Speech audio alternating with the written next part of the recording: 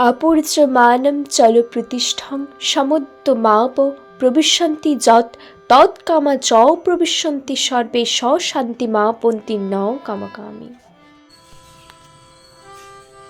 কামিনী কাঞ্চন জন্য দাসত্ব। শ্রীরামকৃষ্ণ বিজয়ের প্রতি। আগে অত আসতে, এখন আসো না কেন? বিজয়: এখানে আসবার খুব ইচ্ছে, কিন্তু আমি স্বাধীন নই, ব্রহ্মসমাজের কাজ স্বীকার করেছি।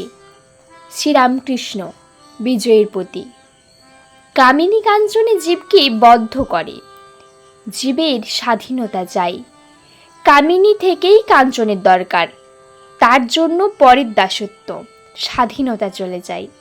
তোমার মনের মতো কাজ করতে পারো না।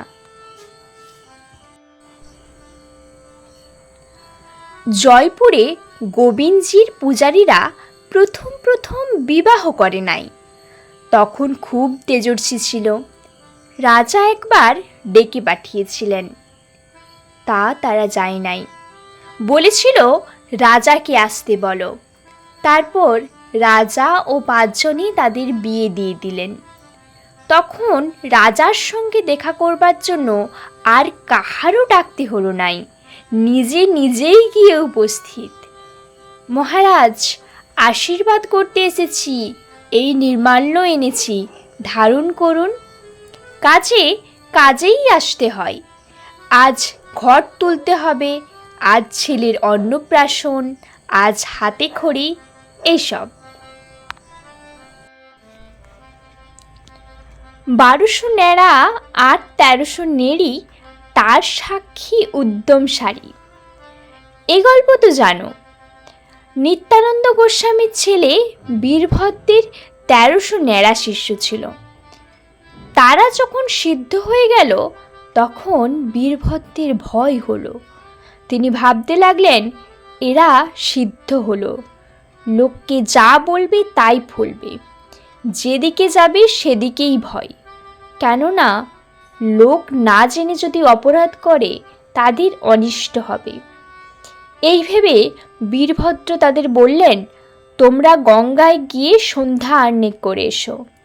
ন্যাড়াদের এত তেজ যে ধ্যান করতে করতে সমাধি হলো। কখন জোয়ার মাথার উপর দিয়ে চলে গেছে হুঁশ নাই, আবার ভাটা পড়েছে তবুও ধ্যান ভাঙে নাই। 1300-র মধ্যে 100 বুঝেছিল বীরভদ্র কি বলবেন। গুরুর বাক্য লঙ্ঘন করতে নেই, তাই তারা সরে পড়ল, আর বীরভদ্রের সঙ্গে দেখা করল না। বাকি 1200 দেখা করল।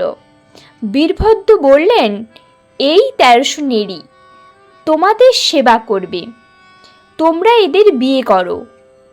ওরা বললে, যে আজ্ঞে। কিন্তু আমাদের মধ্যে 100 কোথায় চলে গেছে?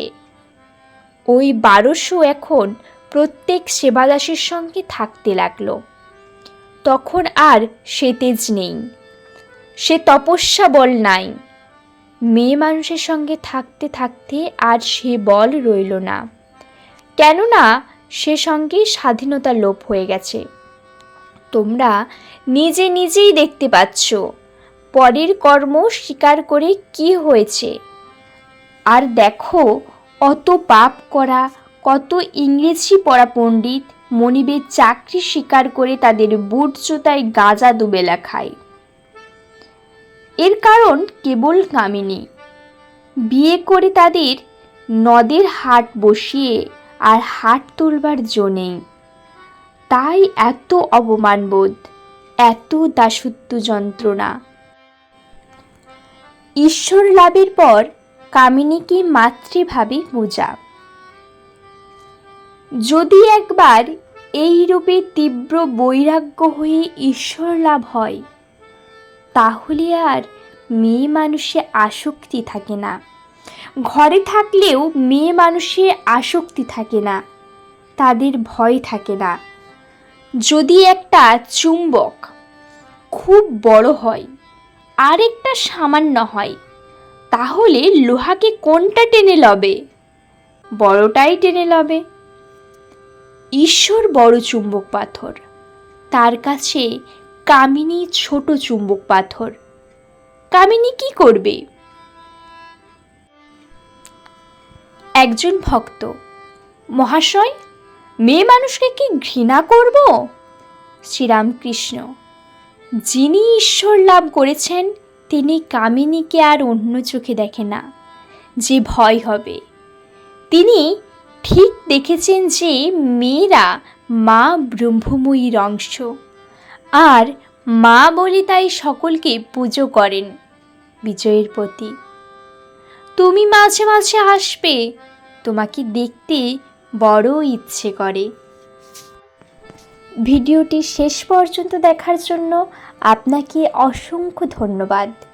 ভিডিওটি যদি ভালো লেগে থাকে তাহলে একটা লাইক, কমেন্ট এবং চ্যানেলটি সাবস্ক্রাইব করে পাশে থাকা বেল আইকনটি বাজিয়ে দেবেন, যাতে আমাদের চ্যানেলের নিত্য নতুন ভিডিও সবার প্রথমে আপনার কাছে পৌঁছে যায়।